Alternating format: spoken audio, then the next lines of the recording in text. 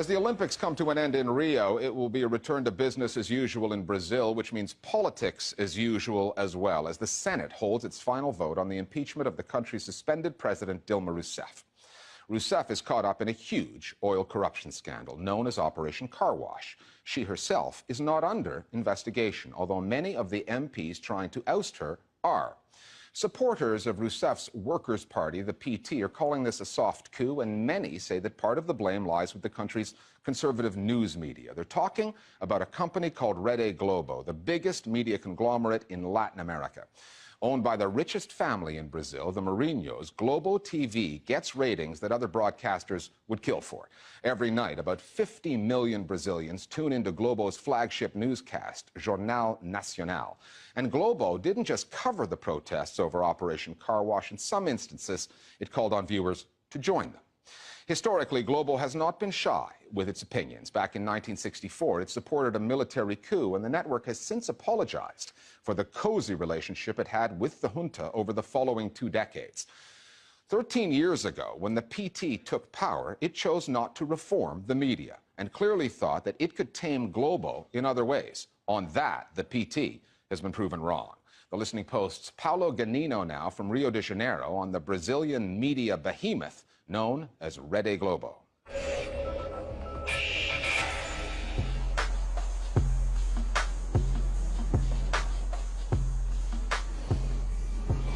For Brazilians, 7 p.m. is TV time. This is Globo's magic programming slot. 3 straight hours of the country's top TV novelas. Boa noite. Boa noite. With the nation's most watched news hour, Jornal Nacional, right in between. Elsewhere, TV news might be in crisis, but in Brazil, more than 70% of the population get the entirety of their news, all of it from television. And Globo is the largest network in the country. Globo is the first and most powerful power in this country. It's more important than the parties, the church. The editor-in-chief for the evening news of Globo is the most powerful politician in this country. That Jornal Nacional, it's so influential. It can just change the entire view of the country. Just one night only, you can change the entire course of the debate in the country.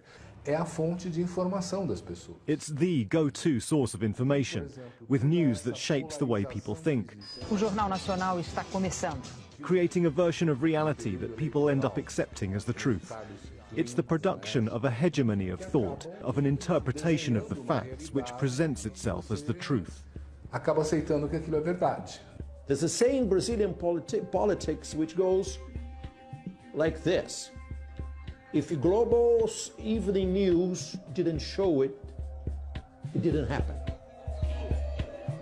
In the past 2 years, the corruption scandal known as Operation Car Wash has left Brazil in a political crisis.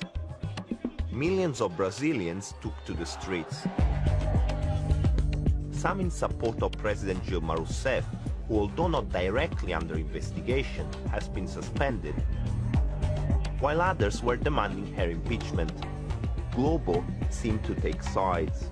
Globo was not just covering the protest. Muitos estão chegando ainda. They would go there, they would say, you can still come. Everybody's gathering around here now. Muita gente chegando pelas estações de metrô. A Rede Globo interrompeu a sua... Globo interrupted its regular transmission to present the call as if you were going for a picnic, a day out. Dá tempinho na cobertura do esporte. Vamos falar das manifestações que acontecem pelo país. Like, come down to protest against corruption, against the government. And it was an important factor for the middle classes, who are incensed at having lost their privileges, to mobilize in one of the biggest protests ever. This big channel has also the biggest newspaper and has also lots of radios. Journalism should be against power, against status quo, against the establishment. And Globo has always had this promiscuous relation with power since the beginning. In 1964, Globo openly endorsed a military coup and went on to establish itself as the dominant media company in Brazil. 20 years later, 1 year before the military handed power back to civilians, 300,000 people gathered in São Paulo calling for the end of military rule. Dia de festa em São Paulo. A cidade comemorou. On Jornal Nacional, audiences were told that the protesters were celebrating the city's anniversary. In 1989, Brazil finally held its first direct presidential election in almost 30 years. Jornal Nacional backed the conservative candidate Fernando Collor, skewing the debate heavily in his favor. Ao transmitir o encontro dos presidenciáveis, a televisão cumpriu mais uma vez o seu papel na democracia. Then, 2013, protests erupted over the economy and corruption. Globo was one of the demonstrators' targets, and the network finally apologized for its support of the coup. An apology that felt tactical.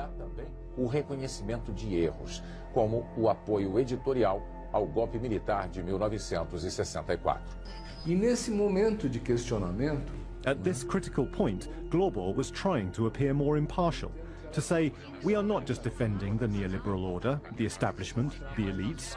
We want to be more inclusive, so we are revising our previous position. Well, that was kind of an empty gesture. PR, really. De imagem, vamos dizer assim, né? Globo doesn't seem to like the scrutiny that comes with being Latin America's largest media conglomerate, and as a former Brazilian president put it, one of the country's power institutions. We contacted them repeatedly asking for an interview for this report, but no one was put forward. Some of the journalists we approached directly told us they'd be fired if they talked to us on the record. Globo is a national network, but they say all politics is local, and across Brazil, Globo's affiliates wield influence. The regional news coverage in Brazil is a lot worse than the national news coverage, which is already bad. The thing is, the affiliates from Globo were always owned by politicians. 1/3 of the Brazilian Congress holds shares in the TV stations or radio stations in their regions which transmit their propaganda. They are regional oligarchs who control information because they own the affiliates of Rede Globo, the local newspapers, the local radio stations.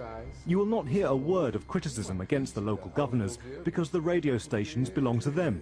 As rádios são propriedade deles. In Brazil, lots of things that are obvious in the world are not here, like separation between church and state. We didn't have that. We didn't have also separation between press and government.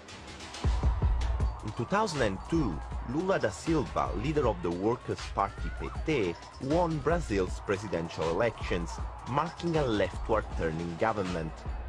But, unlike other leftist leaders around Latin America, who focus on dismantling mega-conglomerates, including those in the media, neither Lula nor his successor Dilma Rousseff took on Globo and its dominance. The biggest advertiser in Brazil is the government. When Lula got elected in 2002, he could put all the advertising money in a good national TV, public, just like France or England. He didn't. He thought Globo would work for PT, just as Globo worked for previous governments. But Globo didn't. They were and are afraid of Globo. They didn't challenge Globo. And that is Lula and Dilma's biggest mistake. They saw it coming, but they couldn't react. They built their own demise.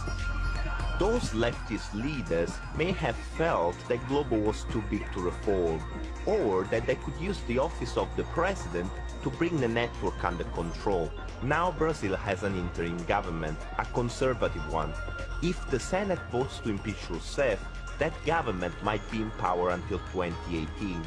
Its story will be told, probably without apology this time, on Jornal Nacional. And Brazilians, in their tens of millions, will be watching.